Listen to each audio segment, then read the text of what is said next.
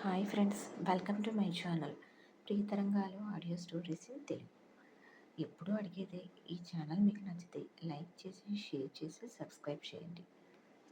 రుద్రాక్ష part 38. మేము బయలుదేరుతాము, మా నెంబర్లు నీ అల్లుడి దగ్గర తీసుకో, మరోసారి వస్తాము అని చెప్పి భరత్ దంపతులు బయలుదేరి వెళ్ళిపోతారు.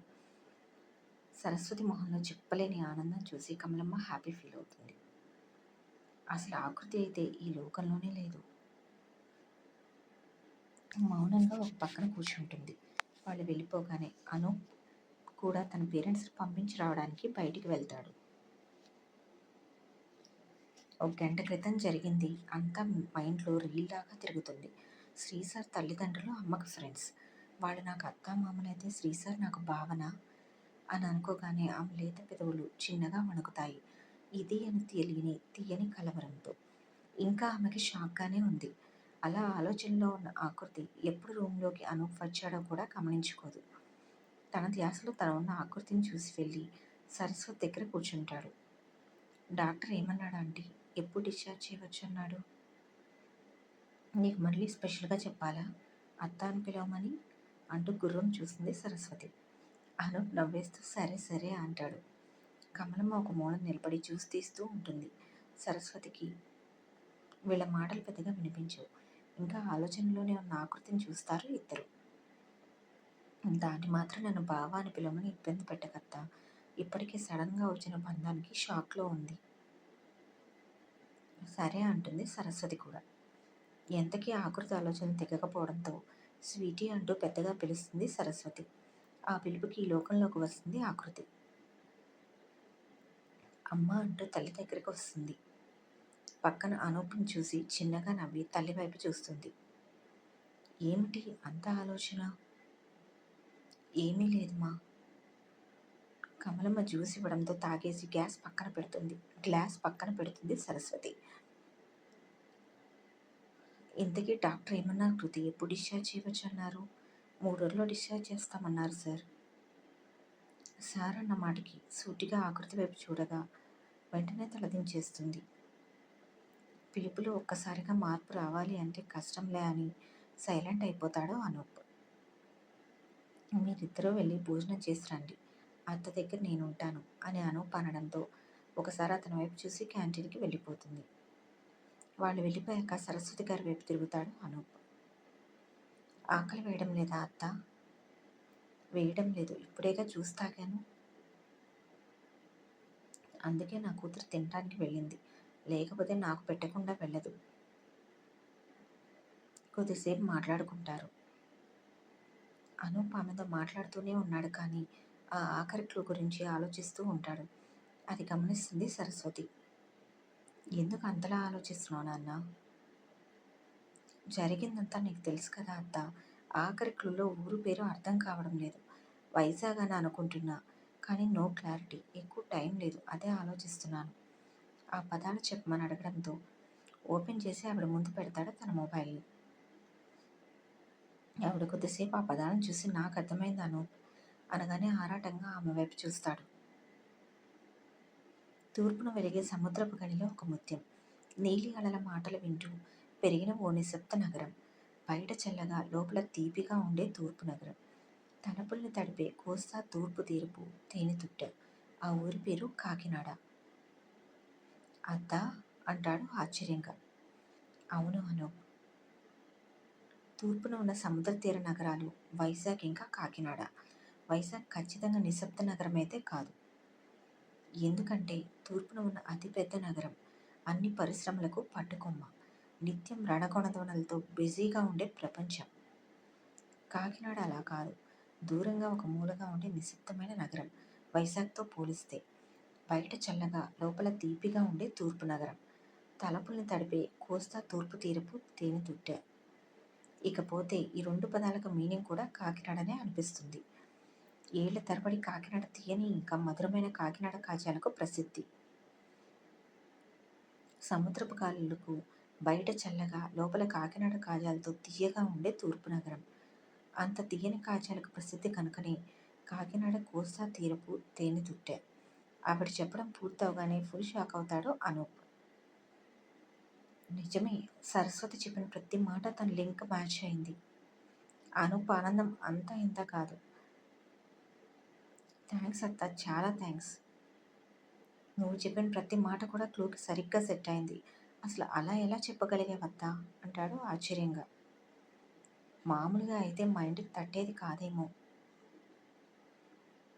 మీ అమ్మ నేను చదువుకునే రోజుల్లో మా క్లాస్లో సౌమ్య అని ఒక అమ్మాయి ఉండేది. తనది కూడా కాకినాడనే. తను కాకినాడ గురించి చాలా గొప్పగా చెప్పేది. తనకు వాళ్ళ ఊరంటే చాలా ఇష్టం. మా కాకినాడని గేట్వే టు ఈస్ట్ గోదావరి అంటారు. మా కాకినాడ కాజాలతో ప్రసిద్ధి చెందిన కోస్తా తీరపు తియ్యటి నగరం. ఒకవైపు అందమైన సముద్రం, మరోవైపు మా తియ్యటి కాకినాడ కాజాలతో భలే ఉంటుందో తెలుసా మా కాకినాడ అంటూ చాలా గొప్పగా చాలాసార్లు చెప్పింది. బోలెడుసార్లు కాకినాడ కాజాలు కూడా తెచ్చి అందరికీ ఇచ్చేది. ఇప్పుడు ఈ పదాలు చూడగానే వెంటనే నాకు సౌమ్యనే గుర్తుకు వచ్చింది. తను అప్పుడు చెప్పిన మాటలు ఇప్పుడు గుర్తుకు వచ్చాయి. మన లింక్ సరిగ్గా ఉపయోగపడ్డాయి ఆ మాటలు. తన మాటలు ఇక మన లింక్ ఛేదించడానికి ఉపయోగపడ్డాయి. ఒక మనిషి ప్రాణాలు కాపాడటానికి సహాయపడ్డాయి. పరోక్షంగా ఇందులో తను కూడా భాగమైంది. అందుకే అంటారు జీవితంలో ఏది జరిగినా ఒక కారణం ఉంటుంది అని.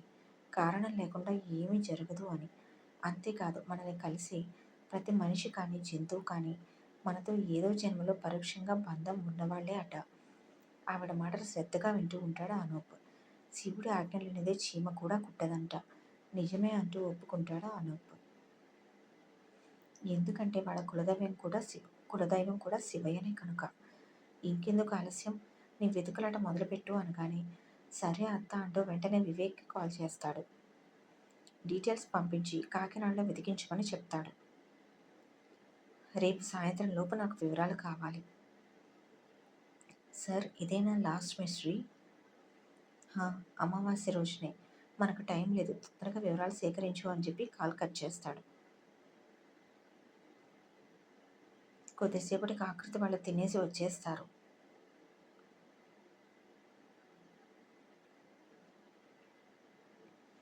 అదే టైంకి ఫుడ్ రావడంతో సరస్వతి గారికి కూడా తినిపించి వేస్తుంది.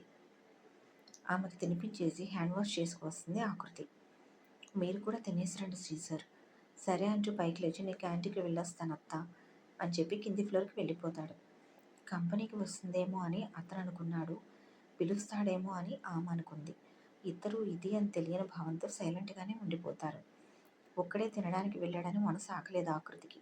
అమ్మ శ్రీసర్ పాపం ఒక్కరే తినడానికి వెళ్ళారు, నేను వెళ్ళొస్తాను అంటుంది తల్లివైపు చూసి. సరే వెళ్ళు అని చెప్పడంతో కమలమ్మక తల్లిని చూసుకోమని చెప్పి తన క్యాంటీన్కి వెళ్తుంది. వెళ్తున్న ఆకృతిని చూస్తూ ఇద్దరి జంట బాగుంది కదమ్మా అంటూ అడుగుతుంది సరస్వతిని. అంతా నా కూతురు అదృష్టం అంటూ చిన్నగా నవ్వుతుంది. ఫుడ్ ఆర్డర్ చేసి వచ్చి చైర్లో కూర్చొని మొబైల్ చూసుకుంటూ ఉంటాడా అనూప్. పిలవకుండా వచ్చేసారు ఎందుకు అంటూ అతని ఎదురుగా వచ్చి కూర్చుంటుంది ఆకృతి. ఆమెను చూసి హ్యాపీగా అనిపించిన పైకి కనపడనివ్వకుండా దాచేస్తాడు అనూప్.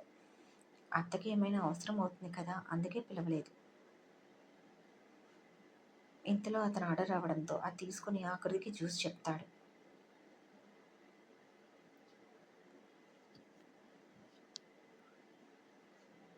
నాకు వద్దు అంటుంది కంగారుగా అప్పుడే అన్నం తినడంతో. వేరే ఆర్డర్ తీసుకోవాలా దాని అయోమయంతో అలానే చూస్తూ ఉంటాడు. ఆర్డర్ కన్ఫర్మ్, నువ్వు వెళ్ళి తీసుకురా అని చెప్పడంతో అతను వెళ్ళిపోతాడు. శ్రీసర్ నేను ఇంత క్రితమే కదా అన్నం తిన్నాను. నీ విషయంలో అంతా నాదే ఇష్టం, నో మోర్ డిస్కషన్స్ అనడంతో ఆగిపోతుంది. ఆ మాట మరోసారి అనడంతో సైలెంట్ అయిపోయి అతని వైపు చూస్తుంది. అనూప్ తను అలాగే చూసిన కృత్యం చూసి తింటావా అంటూ అడుగుతాడు అల్లరిగా. వద్దు అంటూ నవ్వేస్తుంది. సరదాగా ఒక ముక్క తిను అంటూ కర్రీలో ముంచి ఆకృతి నోట్లో చపాతీ ముక్క పెడతాడు. మొదట షాక్ అయిన తర్వాత ఆకృతి మౌనంగా తింటూ ఉంటుంది. ఆమె కోమలమైన పెదవుల స్పర్శ అతనిలో సరికొత్త అలజడిని సృష్టిస్తుంది. ఆకృతికి కూడా కొంత అలజడిగానే ఉండడంతో సైలెంట్ అయిపోతుంది. కొద్దిసేపటికి ఆ ఇబ్బందిని డైవర్ట్ చేయడానికి సార్ అంటూ పిలుస్తుంది. ఏంటి నేను లేను కదా, ఆఫీస్లో ఇబ్బందిగా ఉందా అంటూ అడుగుతుంది. అనూప్ ఒక చూపు చూస్తాడు ఆకృతిని. మరే, నా ఆఫీస్ అంతా నీ భుజస్కంధాల మీదనే నడుస్తుంది కదా, నువ్వు లేకపోతే ఆగిపోవడానికి అంటాడు వెటకారంగా. అతని వెటకారానికి మూతి ముడిచేస్తుంది ఆకృతి. బాబు భూమిలో ఏ భంగిమైనా అందంగానే ఉన్నట్లు ఆకృతి హావభావాలు ఎలా మారినా అనూప్కి ముద్దుగానే ఉంటుంది. ఈ స్టోరీ నచ్చితే సబ్స్క్రైబ్ చేయండి.